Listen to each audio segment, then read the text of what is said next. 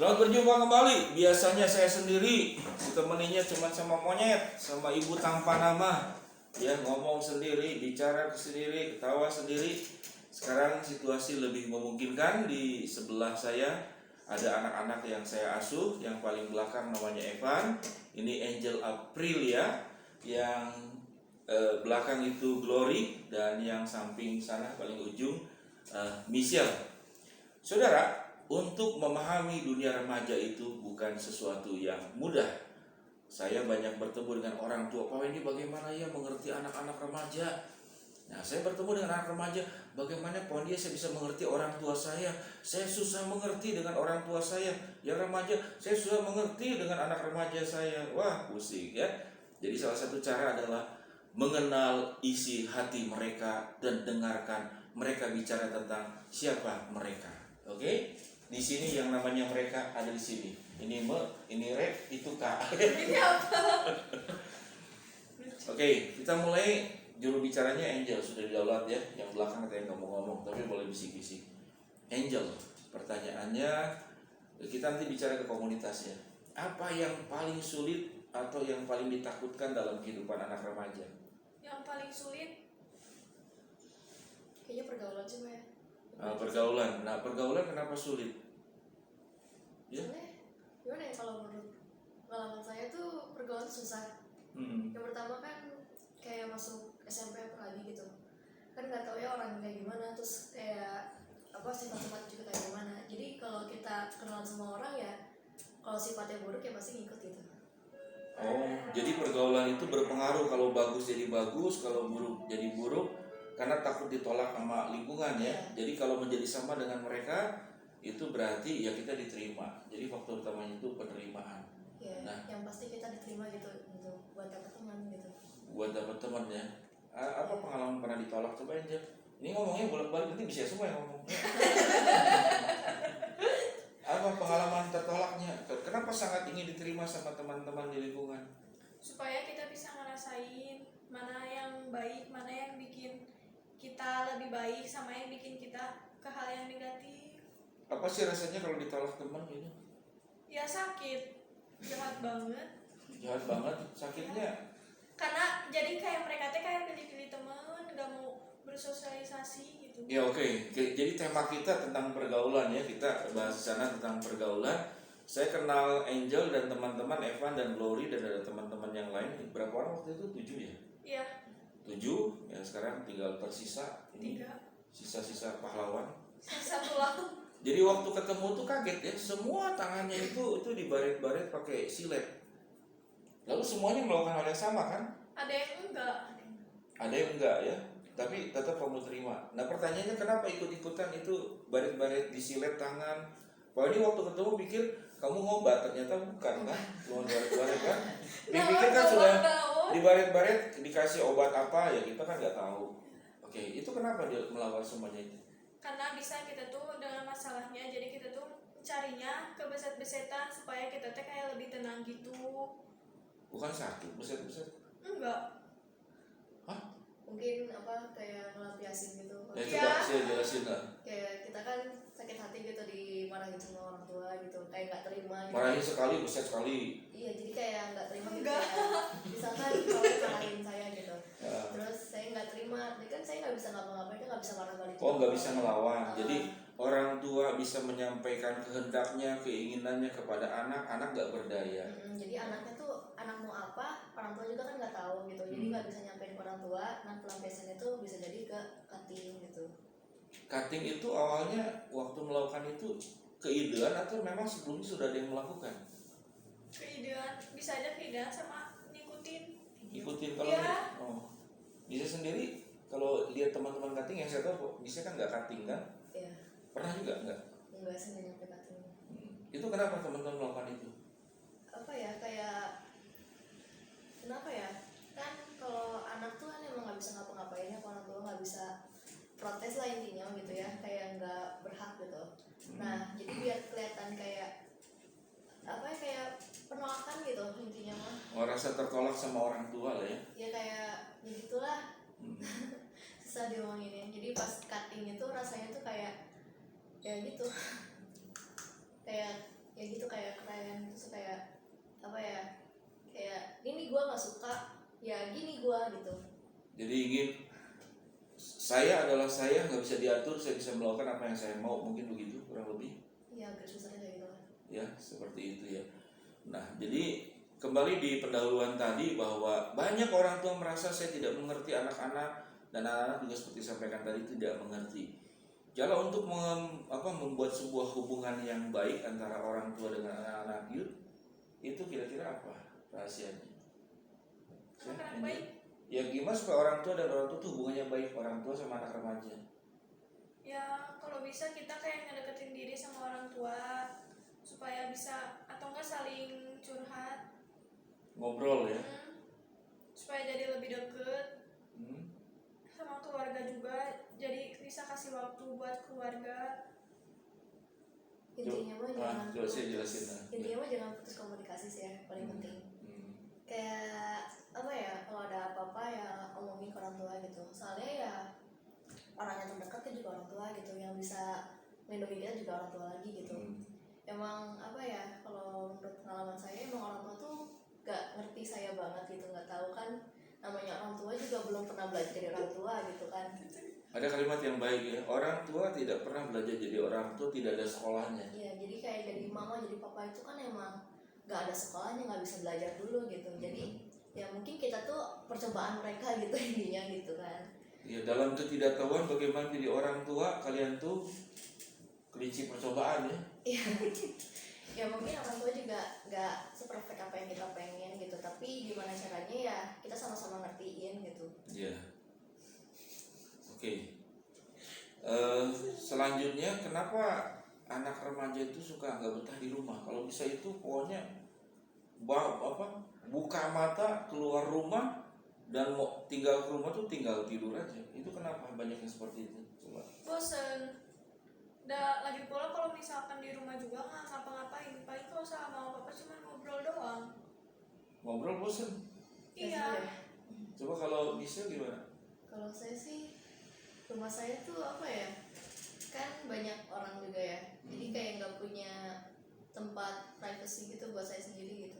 Jadi di mana tempat saya diam pasti ada orang gitu, jadi nggak pengen diganggu di rumah. Iya, karena Michelle itu rumahnya nggak besar, tapi jumlah yang tinggal 3 keluarga, betul? Tiga keluarga pada itu. 3 keluarga dalam satu rumah. Jadi Anda bersyukur kalau Anda masih dalam satu rumah itu satu keluarga, ya. Nah kita bicara tentang komunitas kita, namanya komunitas Aswen ya, anak asuh Pak Wendy. Apa manfaat yang kalian dapatkan dari komunitas ini? Silakan. Manfaatnya supaya jadi kita teh kayak lebih baik gitu. Jadi kita teh kayak tahu apa yang diajarin sama Pak Wendy. Atuh, gak ada jawaban. Gagal. Angel ini lihat kamera takut gak apa ya. Ini salah satu cara untuk meningkatkan kepercayaan diri. Angel, ayo, Ceyo, kamu bisa ya. Nah banyak orang tua itu justru melemahkan semangat anak-anak, betul ya misalnya? Ya, saya selalu mengatakan kepada anak tuh kamu tuh hebat, kamu tuh bisa. Itu adalah cara untuk meningkatkan katakanlah kepercayaan diri anak. Jadi anak dikritik itu sebetulnya tidak memberikan manfaat yang baik. Ada satu kalimat mengatakan untuk satu kali kritik itu dibutuhkan 20 kali pujian untuk menyembuhkan kritik tersebut. Jadi tapi memberikan semangat. Kalau nggak dikritik juga anaknya bisa aja tambah bebas gitu. Kalau nggak dikritik, yang kau tahu kalau dikritik itu pada ketawa. Kritik apa tuh? Kritik. Jadi dikritik perlu, tapi kalau dikritik itu kan sakit hati kan. Kalau nggak dipuji gimana? Kalau nggak dikritik bisa aja kayak nggak dapet kayak perhatian dari orang tuanya, aku mah. So kritik bentuk perhatian juga ya. Nah kalau saya sendiri gimana? Antara kritik dan dipuji. Nah dia bilang kritik itu perlu. Kalau nggak dikritik anaknya nggak tahu diri gitu. Tapi dua-duanya sih. Perlu dua-duanya. Tapi jangan terlalu dikritik juga sih. Bikin stres. Akhirnya dia kemana? Bercanda guys. Jadi cara kritiknya orang tua gimana coba? Kritik yang baik tuh kayak gimana? Kritiknya apa ini? Aneh. Gimana cara orang tua mengoreksi anak gitu? Yang bisa diterima kayak gimana? Mengoreksi anak. Ya mengkritik kan mengoreksi sama. Jadi kayak orang tua teh kayak Jangan nanya, bentak-bentak, kayak misalnya. nyemangatin kita gitu. Ngomongnya halus gitu. Ngomongnya halus sampai nggak kedengeran. Jadi ngomongnya gimana? Contoh ya. Saya anak nih, ya terus saya pulang, saya berbuat Terus sebuah, anaknya gede. namanya juga contoh. Jadi saya berbuat sebuah kesalahan gitu kan. Misalkan contohnya apa kesalahannya? Misalkan contoh yang umum. Kesalahannya apa tuh? Sob? Iya, nanya lagi. Apa coba? Yang kalian pernah dimarahi karena kesalahan apa coba Evan? Hah? Pulang telat. Oke ya. Saya pulang telat, misalnya kamu jadi mama ya, saya anaknya. Masa aku jadi mau? Suruh pulang jam 2 siang, saya pulang jam 7 malam misalkan kan. Astaga, itu gak kira-kira. Oh, ya jam 6 sore lah ya. Jangan jam 8. Oh. Pokoknya saya pulang jam 2, saya pulang malam. Saya ketok pintu kan, tok mah. Kalau kamu keluar buka pintu, saya tunduk. Bentar dulu, ngapain kamu pulang jam 8? Bentar dulu, pengen ketawa. Iya gimana kamu jadi orang tua yang baik? Saya pulang malam. Ya coba saya ketok, kamu buka pintu. Gitu kan. Ma, aku pulang malam. Enggak, jangan nangis dulu. Kan kayak Orang tua kepala. Ya terus kayak jadi pas pulang teh kayak ketakutan, gening. Mama, aku pulang malam. Itu kayak gitu. Ya kamu jadi ibu gimana? Ayo jawab. Ya kalau aku mah ketakutan we kayak jadi langsung Bukan. No. Aku anaknya pulang malam. Kamu jadi mamanya. Ya sok. Ya, aku pulang malam. Terus habis dari mana aja kamu? Habis dari mana? Iya. Main sama temen mah. Kenapa bisa sampai malam? Seneng sama temen soalnya, jadi nggak lupa waktu mah. Harusnya kan kamu tahu waktu. Tahu waktu. Iya. Eh, Kamu tahu nggak sekarang jam berapa? jam 8 malam mah. Salah. Jam berapa? Oh iya. Jadi aku salah gimana mah? Mama maafin nggak aku berbuat salah? Enggak. Kamu harus sujud dulu ke mama. Sujud. Oh sujud. Emang sujud merubah tingkah laku saya? Enggak. Jadi buat apa sujud? Ya udah deh, kamu bilang ke papa kamu aja. Mau pusing sama kamu, udah kita musuhan. Jadi aku diusir mah? Iya, beresin barang-barang kamu. Barang-barang mana? Barang-barang baju kamu lah. Kan ada di rumah mah. Iya, ambil dulu, terus keluar lah. Sudah keluar gimana? Aneh kamu lah, bikin mama pusing aja. Mama usir saya keluar. Iya. Nanti mama kangen juga panggil saya lagi pulang rumah. Enggak bakal kangen. Bener. Mama tinggal adopsi anak aja. Adopsi anak. Dulu mama udah 7 kali usir saya, panggil lagi saya pulang. Kamu jangan bilang gitu dong. Suka jujur aja. Oke, guys, bercanda. Ya, saudara, itu apa sih namanya? Apa disebutnya itu? Tadi mah nggak serius ah. Iya, jadi yang penting itu kembali tentang temanya pergaulan. Jadi pergaulan ini sangat berpengaruh buruk. Jadi kalau rumah itu bukan tempat yang nyaman ya, orang tua tidak bisa membangun komunikasi, mengerti anak, mendengarkan, jangan mengevaluasi, jangan mengkritik dulu sebelum tahu masalahnya. Setuju? Setuju. Setuju ya? Dia tanya dulu kenapa, jadi beri penjelasan. Marah-marah itu sebetulnya cara terakhir sih sebetulnya ya, jadi bukan cara segala-galanya. Saudara-saudara, ini percakapan ngalor ngidul lah ya, tanpa arah, cuman minimal kita bertemu, mendengarkan mereka.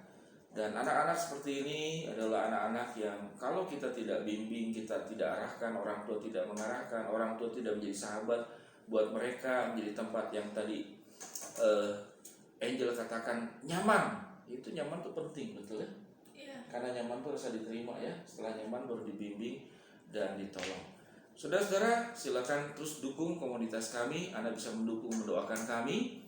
Anda juga bisa mendukung di dalam berbagai macam cara. Kami juga punya kebutuhan yang cukup besar setiap bulan. Untuk yang kita lakukan adalah memberikan dukungan juga. Memang yang paling berat tuh makan ya, karena tiap kali ketemu itu makan ya. Kadang ada uang buku, kadang mereka juga jalan. Barusan kita makan pizza ya. Iya, kalian gak dikasih. Nggak dikasih ya. Jadi emang mengikat anak remaja itu karena usia pertumbuhan juga itu makanan ya. Beberapa anak kalau sakit kita bisa bawa ke dokter, kita ke dokter. Tapi yang paling utama memang membangun sebuah hubungan agar mereka dekat dengan Tuhan. Hubungan kami juga seperti keluarga, menjadi untuk menolong juga supaya mereka itu diterima dan kemudian tidak jatuh dalam pergaulan yang salah. Oke semuanya, kita yel naon. Yuk, 1, 2, 3, tangannya. Naon, Ewan. Naon, nafas, tetap balikin. Oh, dadah. Dadah Bye bye guys. bye bye bye. Dadah. Jangan lupa ya subscribe.